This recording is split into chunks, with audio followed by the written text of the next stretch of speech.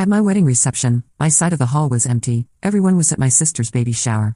But as the music played, my dad's name kept flashing on my phone, 51 missed calls and one word.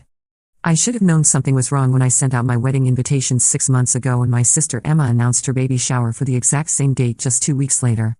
But I was so caught up in wedding planning bliss, so determined to believe my family would never deliberately sabotage the most important day of my life, that I convinced myself it was just an unfortunate coincidence. How naive I was. My name is Sarah, and this is the story of how my wedding day became the catalyst for the most satisfying revenge I've ever orchestrated. But I'm getting ahead of myself. Let me start from the beginning. Emma has always been the golden child. 3 years younger than me, blonde where I'm brunette, bubbly where I'm reserved, she's always had this magnetic quality that draws people in. Growing up, I watched as she effortlessly became the center of attention at every family gathering, every school event, every social situation. My parents, Linda and Robert, absolutely doted on her. She was their miracle baby, they said, born after they thought they couldn't have more children. I learned early to fade into the background. It was easier than competing for scraps of attention that would inevitably go to Emma anyway. I focused on my studies, got good grades, went to college on a scholarship, and built a successful career in marketing. I thought I'd found my place in the world when I met David 3 years ago at a conference in Chicago. David was everything I'd ever wanted in a partner. Kind, intelligent, supportive, and most importantly, he saw me. Really saw me, in a way my family never had. When he proposed last Christmas, I cried happy tears for the first time in years. Finally, I would have my moment. Finally, I would be the star of my own story. We set the date for October 15, 2024. A fall wedding had always been my dream, and we found the perfect venue, a charming historic mansion with golden maples surrounding the property. I spent months planning every detail, from the burgundy and gold color scheme to the 3-course dinner menu. My maid of honor was my best friend Jessica from college, and David's groomsmen were his brother and 2 close friends from work. Everything was perfect. Until Emma's announcement. It was Labor Day weekend when she made her grand reveal at our family barbecue. She was 4 months pregnant with her first child, and she wanted to have her baby shower on October 15th. The same day as my wedding. She claimed she hadn't realized the conflict, that she was so excited about the pregnancy that she'd forgotten to check her calendar. "Oh Sarah, I'm so sorry," she said, her hand dramatically pressed to her forehead. I already sent out the invitations and booked the venue.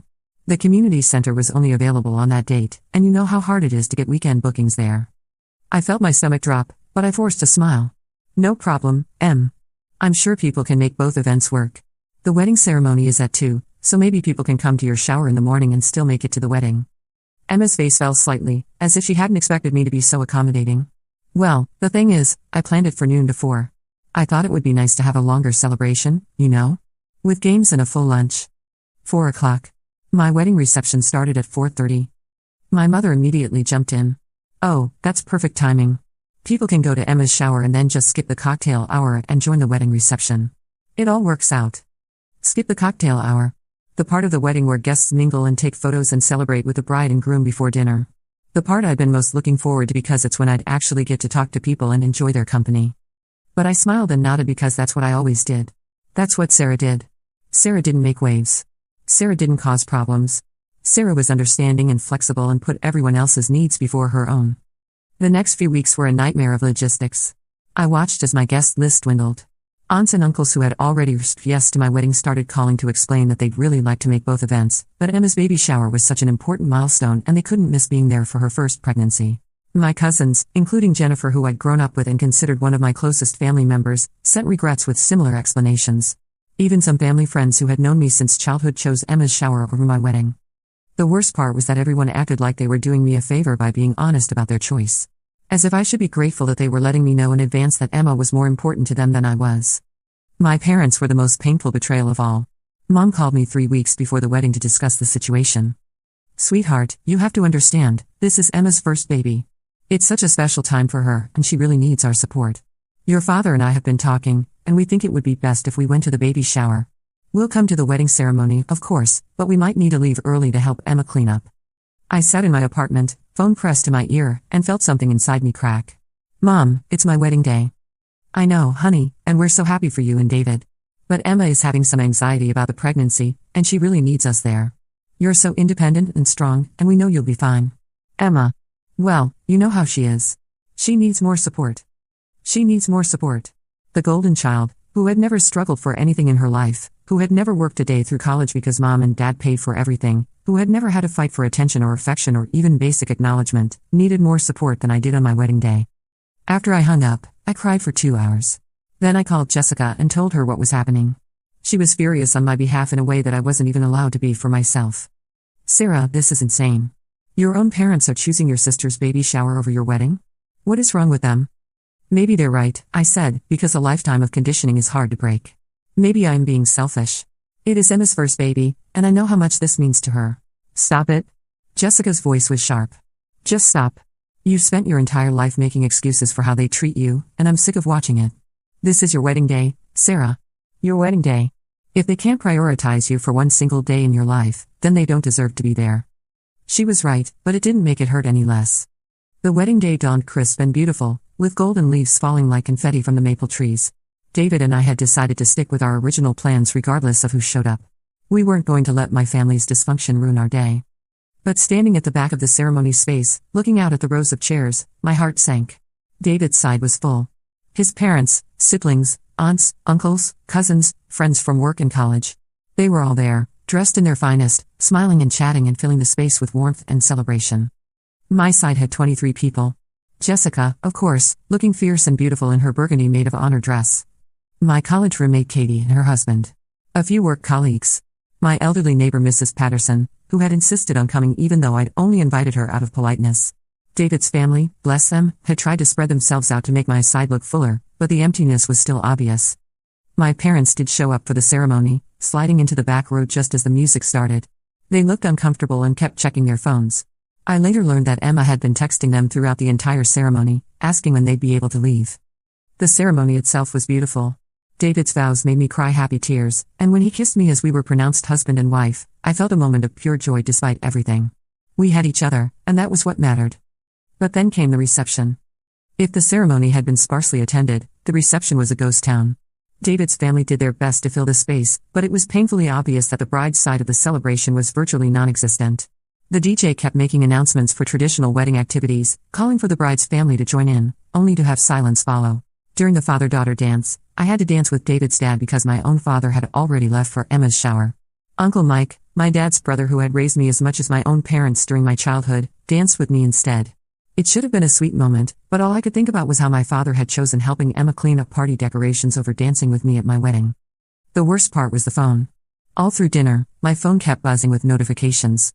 Text messages from family members at Emma's shower, sending photos of the beautiful decorations, the elaborate cake, the games and gifts. Photos of Emma glowing in a flowing maternity dress, surrounded by everyone I had grown up thinking of as my family. There was one photo that particularly stung. It was my parents, my grandparents, my aunts and uncles, and about 30 other family members and friends, all gathered around Emma as she opened presents. They were all laughing and smiling, clearly having the time of their lives. The timestamp on the photo was exactly when I was cutting my wedding cake. But it was around 9 o'clock, during the open dancing portion of the reception, when everything changed. My phone started ringing.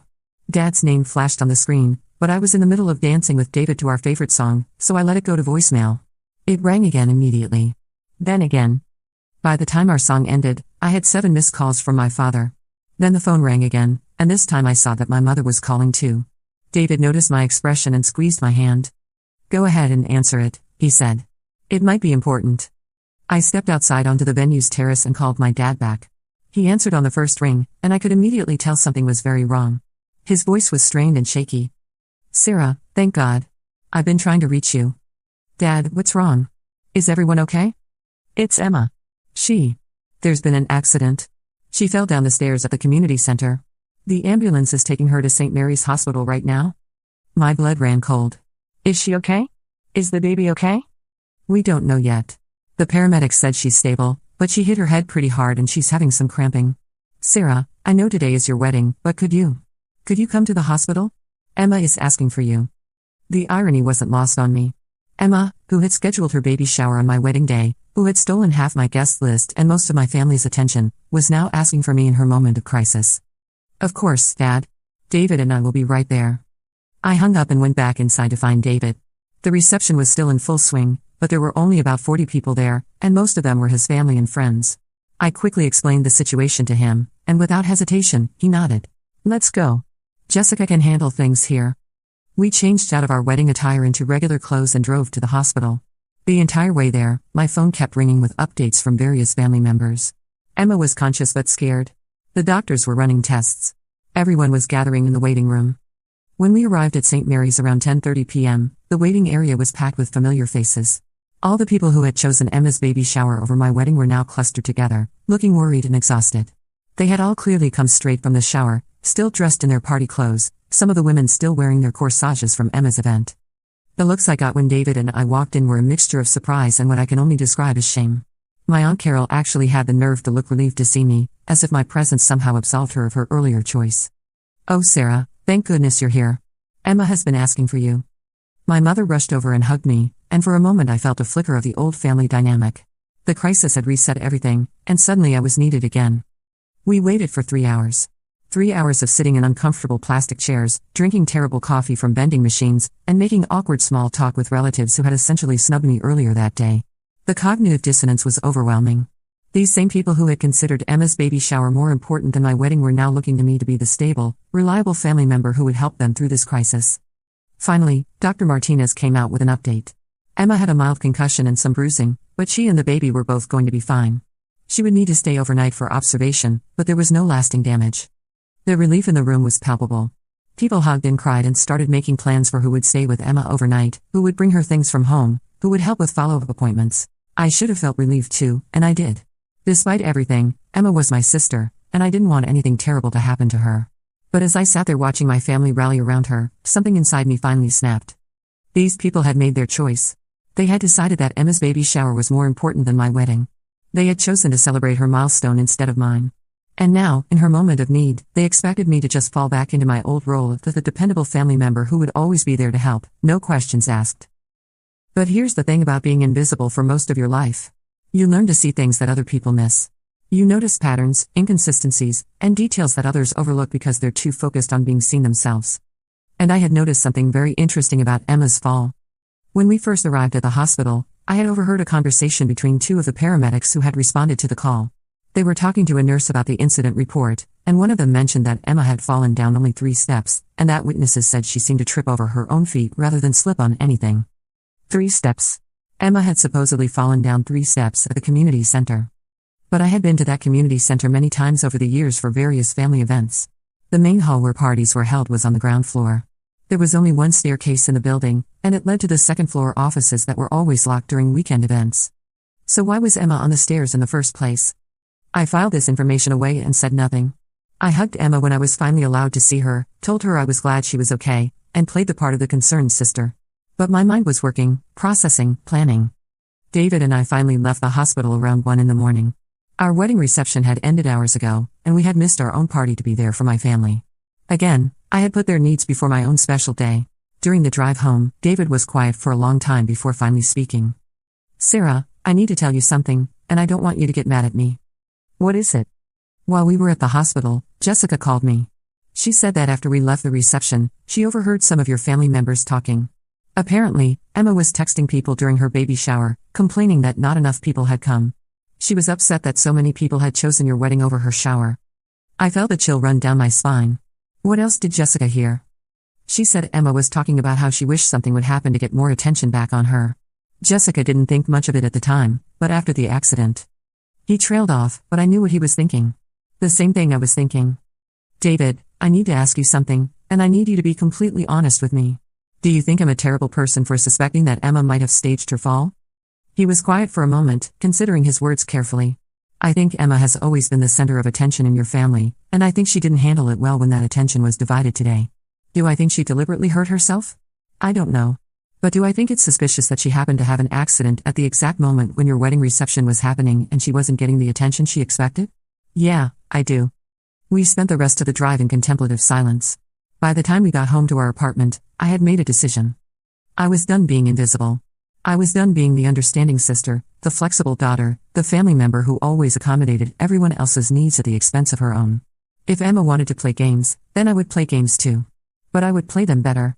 The next morning, I started my investigation. I called the community center and spoke to the janitor who had been working that day. His name was Frank, and he had been the one to find Emma after her fall. I explained that I was Emma's sister and that I was calling on behalf of our family's insurance company to gather information about the incident for our records. This wasn't entirely true, but it gave me the credibility I needed to get detailed information. Frank was happy to talk. He said he had found Emma at the bottom of the 3 steps that led to the second-floor offices. She claimed she had been looking for a bathroom and had gotten confused about the building layout. But Frank thought it was strange because there were clearly marked bathrooms on the main floor, and the second-floor area was obviously marked as off-limits with a locked door at the top of the stairs.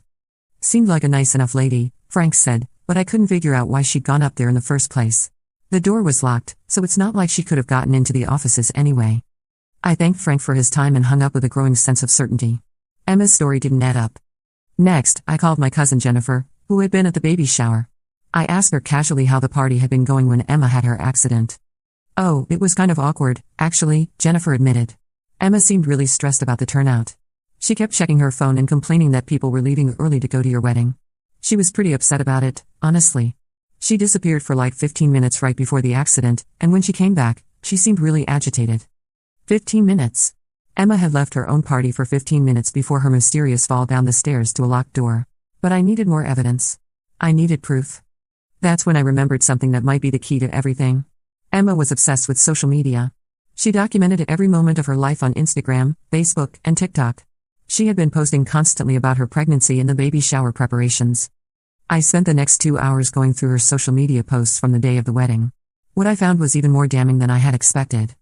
Emma had posted a series of Instagram stories throughout her baby shower. The timestamps were very revealing. She had posted a cheerful photo of the decorations at 12:30 p.m., another photo of guests arriving at 1:15 p.m., a video of herself opening presents at 2:45 p.m. But then there was a gap.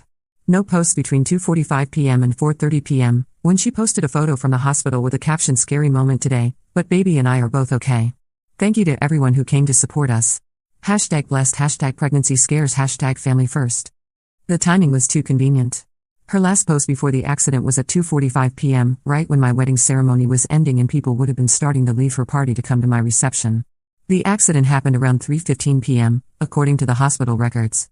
And her first post afterward was at 4:30 p.m., exactly when my reception was supposed to start. But the most telling piece of evidence was something I found buried in her Twitter history. At 2:50 p.m. on the day of the wedding, Emma had tweeted and then quickly deleted a message.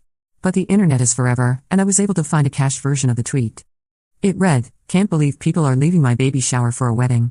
Don't they realize this is more important? I need to do something to make them stay." I screenshot the cached tweet and saved it to my phone. Combined with Frank's testimony about the strange circumstances of the fall and Jennifer's account of Emma's mood before the accident, I now had a clear picture of what had really happened. Emma had staged her fall to regain the attention that she felt was being unfairly given to my wedding. She had deliberately hurt herself, risked her pregnancy, and traumatized our entire family because she couldn't stand not being the center of attention for one single day. The realization filled me with a cold, calculating anger that I had never felt before. This wasn't just about the wedding anymore. This was about a lifetime of manipulation, of being made to feel invisible, of watching Emma get away with increasingly selfish behavior while I was expected to be understanding and accommodating. It was time for Emma to face some consequences. But I couldn't just confront her directly. Emma was a master manipulator, and she would find a way to turn the situation around and make herself the victim. I needed a more strategic approach. I spent the next week planning my revenge while playing the part of the concerned sister. I visited Emma in the hospital, brought her flowers, and listened to her recount the story of her fall with increasingly dramatic embellishments. Each time she told it, the stairs got steeper, the fall got scarier, and her injuries got more severe. She had also started hinting that she might sue the community center for having unsafe conditions that had caused her accident. This was the final straw for me. Not only had Emma staged the fall, but now she was planning to commit fraud by suing an innocent venue. I couldn't let that happen. The first part of my plan was to gather more evidence. I contacted the community center and asked if they had security cameras in the building. They did, and after I explained that I was representing our family's insurance company and needed the footage to process Emma's potential claim, they agreed to let me view the footage.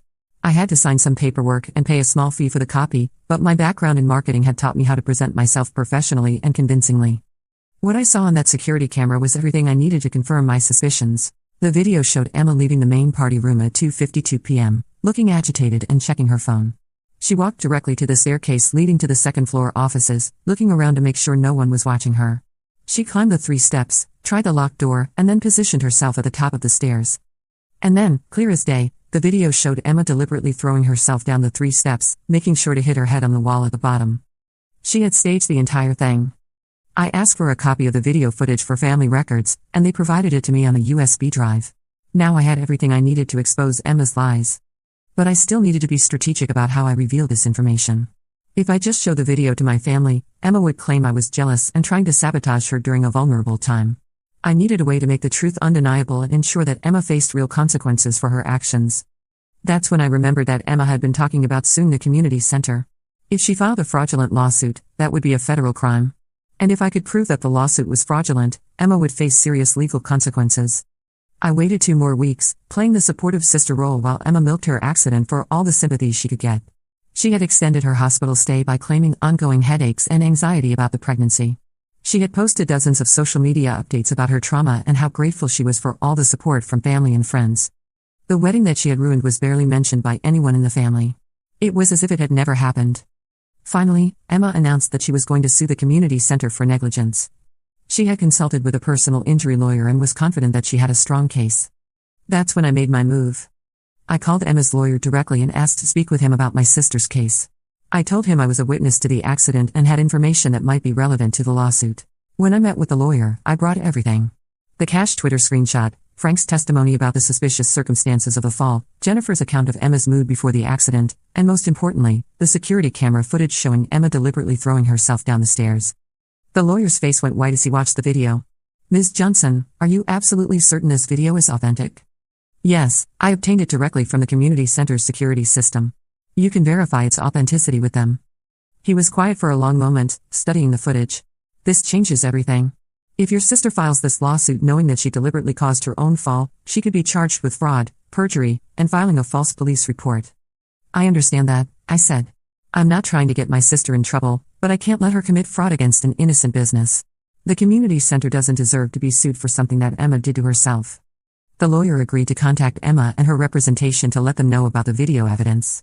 He also advised me to turn the footage over to the police, since Emma had filed an incident report claiming that the community center's negligence had caused her fall. That evening, I got a frantic call from my mother. "Sarah, what have you done? Emma's lawyer just called and said something about video evidence and fraud charges. What is going on?" "Mom, I need you to sit down, because what I'm about to tell you is going to be hard to hear." I explained everything. The suspicious circumstances of Emma's fall, the timeline that didn't make sense, the cached Twitter post, and finally, the security camera footage that showed Emma deliberately hurting herself. My mother was silent for a long time after I finished talking. Finally, she spoke in a voice that was barely above a whisper. "Are you telling me that Emma staged her accident to get attention away from your wedding?" "Yes, Mom. That's exactly what I'm telling you. But she could have seriously hurt herself. She could have lost the baby. I know. She was willing to risk her pregnancy just to make sure she stayed the center of attention." My mother hung up without another word. The next few days were chaotic. Emma called me screaming, accusing me of betraying her and trying to ruin her life. She claimed the video must be fake, that I had somehow manipulated it because I was jealous of her pregnancy. "You've always been jealous of me, Sarah." She shrieked into the phone. "You can't stand that I'm having a baby and getting attention, so you're making up lies to hurt me." I stayed calm, which seemed to infuriate her even more. "Emma, I have the original video file from the community center's security system. The timestamp data is embedded in the file. There's no way to fake that. I don't care what you think you have. Nobody's going to believe you over me. I'm the one who got hurt. I'm the victim here." But her confidence was already starting to crack. Over the next 48 hours, I watched as Emma's carefully constructed narrative began to unravel in real time. First, her husband Mark called me. His voice was strained and tired, like he hadn't slept in days. "Sarah, I need to ask you something, and I need you to be completely honest with me. Did Emma really stage her fall?" I could hear the pain in his voice, and for a moment I felt sorry for him. Mark was a good guy who genuinely loved Emma, and discovering that your wife is capable of such manipulation had to be devastating. "Mark, I'm going to send you the video. You can watch it and decide for yourself." 20 minutes later, he called me back. He was crying. "Oh God, Sarah. What kind of person does something like this? She could have lost the baby. She could have seriously injured herself. All for what? Attention? I'm sorry, Mark. I really am. I know this has to be incredibly hard for you. The worst part is that I'm starting to remember other things. Times when she's had mysterious accidents or illnesses right when something important was happening for someone else. I thought I was being paranoid, but now. God, what have I married?" That conversation was the beginning of Emma's support system crumbling. Mark, who had been her biggest defender and enabler, was now questioning everything about their relationship. The second crack in Emma's facade came when Aunt Carol called me. Carol had always been Emma's favorite aunt, the one who spoiled her with expensive gifts and constant praise. "Sarah, honey, I need to talk to you about this video everyone's discussing." I haven't seen it yet, but Emma called me crying, saying you're trying to frame her for something she didn't do. I offered to send her the video, and she agreed to watch it. An hour later, she called me back, and her voice was completely different. "Oh my God, Sarah. I watched that video 3 times, and there's no question about what happened. Emma deliberately threw herself down those stairs. But that's not even the worst part." "What do you mean?" I started thinking about other incidents over the years. Remember when Emma had that mysterious stomach bug during your high school graduation? And when she sprained her ankle right before your college graduation party? And that time she had a panic attack during your engagement party?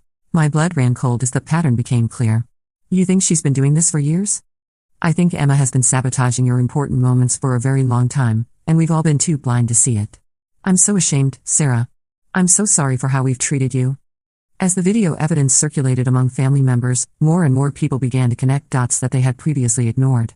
Emma's history of convenient crises was suddenly being viewed through a very different lens. The third and most significant crack came from an unexpected source, Emma's own social media history. Jessica, who had been doing her own detective work, discovered that Emma had a pattern of posting cryptic messages before her various accidents over the years. Messages like "sometimes you have to make your own luck and people don't appreciate what they have until something bad happens" always seemed to appear on Emma's social media accounts a day or two before she would have some kind of crisis that required family support. But the evidence was overwhelming, and Emma's own lawyer advised her to drop the lawsuit immediately to avoid criminal charges. The community center agreed not to press charges in exchange for Emma signing a statement admitting that she had caused her own fall and agreeing never to pursue legal action against them. The family fallout was swift and decisive. Once my parents saw the video evidence, they were horrified by Emma's behavior. My father, who had always been Emma's biggest defender, was particularly shaken by the realization that she had been willing to risk her unborn child for attention. Emma tried to spin the story, claiming that she had been having a mental health crisis and that the family should be supporting her instead of condemning her. But the damage was done. The cash Twitter post, combined with the video evidence, made her motivations crystal clear. The most satisfying moment came when Emma was forced to post a public apology on social media, admitting that she had lied about the circumstances of her fall and apologizing to the community center for the false accusations. She also had to personally apologize to each family member who had rushed to the hospital to support her after her staged accident. But the real justice came in the form of natural consequences. Emma's reputation in our family and social circle was permanently damaged. People who had trusted her began to question other stories she had told over the years. Her husband Mark, who had been in the dark about the staged fall, was devastated by the revelation and insisted they go to marriage counseling. Most importantly, my parents finally began to see the pattern of behavior they had been enabling for years. They realized that by always prioritizing Emma's needs and emotions over everyone else's, they had created a person who was willing to hurt herself and others to maintain her status as the family's main character. My mother called me a few weeks after everything came to light and tearfully apologized for missing my wedding reception. "I'm so sorry, Sarah. I can't believe we let Emma manipulate us into abandoning you on your wedding day. You deserved so much better from us." It was an apology I had been waiting for my entire life. David and I decided to have a small ceremony renewal on our 6-month anniversary, surrounded only by people who truly supported us. This time, my parents were there for the entire celebration, and they gave a toast about how proud they were of the woman I had become and how sorry they were for not seeing my strength sooner. Emma was not invited. As for Emma herself, she gave birth to a healthy baby boy 3 months after the incident. She named him Tyler, and despite everything that had happened, I was genuinely happy for her new role as a mother. I hoped that having a child would help her develop some empathy and perspective. But I also maintained strict boundaries. I made it clear that while I was willing to have a relationship with her, it would be on my terms. No more dropping everything to accommodate her crises. No more accepting her manipulation as normal family dynamics. No more making myself invisible so she could shine brighter. The most unexpected outcome of this entire situation was how it changed my relationship with the rest of my family. By standing up for myself and exposing Emma's lies, I had shown them that I was not the pushover they had always taken me to be. I was capable of strategic thinking, careful planning, and decisive action when the situation called for it.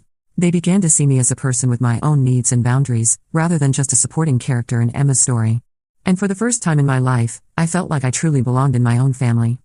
Looking back on that wedding day, I can honestly say that Emma's scheming backfired spectacularly. She had wanted to steal attention away from my wedding, and she succeeded. But in doing so, she also exposed her true character to everyone who mattered, destroyed her credibility, and ultimately lost the unconditional family support she had always taken for granted. Meanwhile, I gained something much more valuable than a perfect wedding day. I gained the respect of my family, the satisfaction of standing up for myself, and the knowledge that I was capable of strategic revenge when push came to shove. Sometimes the best revenge is simply letting someone's own behavior speak for itself. Emma had revealed who she really was, and no amount of manipulation or victim playing could undo that revelation. The phone calls on my wedding day had ultimately led to the most satisfying payback of my life. And the best part was, I never had to become the villain to get it. I just had to stop being invisible long enough to let the truth come to light. Emma learned that actions have consequences, and I learned that I was much stronger than I had ever given myself credit for. It was a lesson worth waiting 30 years to learn.